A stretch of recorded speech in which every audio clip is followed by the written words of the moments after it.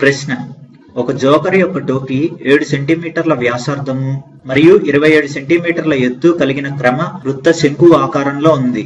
అటువంటి 10 టోపీలను తయారు చేయడానికి ఎంత వైశాల్యం గల బట్ట అవసరం? జవాబు: ఈ ప్రశ్నలో జోకర్ టోపీ వ్యాసార్థము 7 సెంటీమీటర్లు అని ఇచ్చారు. వ్యాసార్థం అంటే రేడియస్, దాన్ని స్మాల్ ఆర్ అనుకుందాం, అది 7 సెంటీమీటర్లు. మరియు ఎత్తు 27 సెంటీమీటర్లు అని ఇచ్చారు. ఎత్తుని హెచ్ అనుకుందాం, హెచ్ = 27 సెంటీమీటర్లు. ఆ టోపీ క్రమవృత్త శంకు ఆకారంలో ఉంది అని ఇచ్చారు. ఈ కొలతల్ని బట్టి దాన్ని గీద్దాం. ఇది శంకువు. ముందు దీనిలో ఏటవాలు ఎత్తును కనుక్కుందాం. అంటే ఇది, దాన్ని ఎల్ అనుకుందాం. ఈ ఎల్ విలువను కనుక్కుందాం. ఏటవాలు ఎత్తుకి సూత్రం ఏమవుతుంది అంటే L = √h² + r². ఇప్పుడు h మరియు r విలువల్ని ప్రతిక్షేపిద్దాం. అప్పుడు మనకి ఎలా వస్తుంది? h అంటే 27, 27² ప్లస్ r అంటే 7, 7² రూట్ √27² అంటే దాని విలువ ఎంత అవుతుంది? 729 ప్లస్ 7² అంటే దాని విలువ 49 √729 ప్లస్ 49 దాని విలువ 778 √778 విలువ ఎంత వస్తుంది అంటే 27.8 సెంటీమీటర్లు. మనకి ఏటవాలు ఎత్తు విలువ 27.8 సెంటీమీటర్లు వచ్చింది. ఇప్పుడు మనం శంకువు యొక్క పక్కతల వైశాల్యం కనుక్కుందాం. దాని సూత్రం ఏంటి అంటే πrl అవుతుంది. ఇప్పుడు ఈ విలువల్ని ప్రతిక్షేపిద్దాము. π అంటే 22/7 ఇంటూ r అంటే 7 ఇంటూ l అంటే 27.8. ఇప్పుడు 7 క్యాన్సిల్ అయిపోతుంది. మనకి ఎంత వస్తుంది? 22 ఇంటూ 27.8.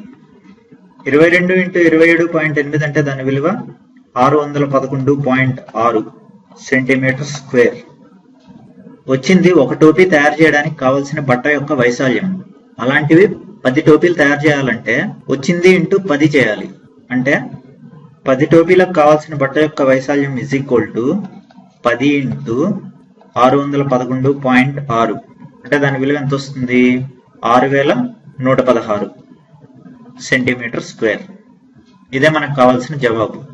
ఇప్పుడు మరో ఉదాహరణ చూద్దాం. ప్రశ్న: ఒక స్తూపాకార లోహము యొక్క వ్యాసము 5 సెంటీమీటర్లు మరియు ఎత్తు 3/1/3 సెంటీమీటర్లు. దానిని కరిగించి ఒక గోళముగా తయారు చేస్తే దాని యొక్క వ్యాసం ఎంత? జవాబు: ఇప్పుడు మనం ఒక స్తూపాన్ని గీద్దాము. ఇది స్తూపాకార లోహము. దీని యొక్క వ్యాసము 5 సెంటీమీటర్లు అని ఇచ్చారు. వ్యాసం అంటే డయామీటర్, దాన్ని d అనుకుందాం. d = 5 సెంటీమీటర్లు. దాని యొక్క ఎత్తు 3/1/3 సెంటీమీటర్లు అని ఇచ్చారు. ఎత్తుని h అనుకుందాం. h = 3/1/3 సెంటీమీటర్లు. ఇప్పుడు వ్యాసార్థం ఏమవుతుంది? వ్యాసార్థం అంటే రేడియస్, రేడియస్ r అనుకుందాం. r = డయామీటర్/2 అవుతుంది. అంటే d/2 5/2 సెంటీమీటర్లు వస్తుంది. స్తూపాకార లోహమును కరిగించి ఒక గోళముగా తయారు చేస్తే దాని యొక్క వ్యాసం ఎంత అనేది కనుక్కోమన్నారు. దానికోసం ఇప్పుడు మనం 2 ఘన పరిమాణాలను సమానం చేద్దాము. అంటే స్తూపం యొక్క ఘన పరిమాణము = గోళము యొక్క ఘన పరిమాణం అవుతుంది. ఇప్పుడు వాటి సూత్రాలను రాద్దాము. స్తూపం యొక్క ఘన పరిమాణము = πr²h అవుతుంది. అలాగే గోళం యొక్క ఘన పరిమాణము = 4/3 πr³ అవుతుంది. ఇప్పుడు వీటిని రాద్దాము. πr²h = 4/3 πr³. ఇటు సైడ్ పై క్యాన్సిల్ అయిపోతుంది. అలాగే ఈ r² ఈ క్యూబ్ క్యాన్సిల్ అయిపోతుంది. ఇప్పుడు మనకి ఎంత మిగులుతుంది? h = 4/3 r మిగిలింది. h అంటే ఎంత?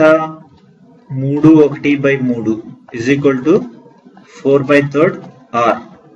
3/1/3 అంటే దాని విలువ 10/3 = 4/3 r. ఈ 3 క్యాన్సిల్ అయిపోతుంది. ఇప్పుడు మనకి ఎంత వస్తుంది అంటే 10 = 4r. = రెండు పక్కల 4 పెట్టి డివైడ్ చేస్తే మనకు r విలువ ఎంత వస్తుంది? r = 10/4. 10/4 అంటే దాని విలువ 5/2 సెంటీమీటర్లు. మనకి ప్రశ్నలో గోళం యొక్క వ్యాసం కనుక్కోమన్నారు. ముందు మనం ఒక గోళాన్ని గీద్దాము. దీని వ్యాసం అంటే డయామీటర్. దాని విలువ ఏమవుతుంది? d = 2 × రేడియస్ అవుతుంది. రేడియస్ విలువ ఎంత? 2 × 5/2. ఈ 2 క్యాన్సిల్ అయిపోతుంది. డయామీటర్ విలువ ఎంత వచ్చింది? 5 సెంటీమీటర్లు. ఇదే మనకు కావాల్సిన జవాబు. వచ్చే వీడియోలో మరికొన్ని ఉదాహరణలు చూద్దాము.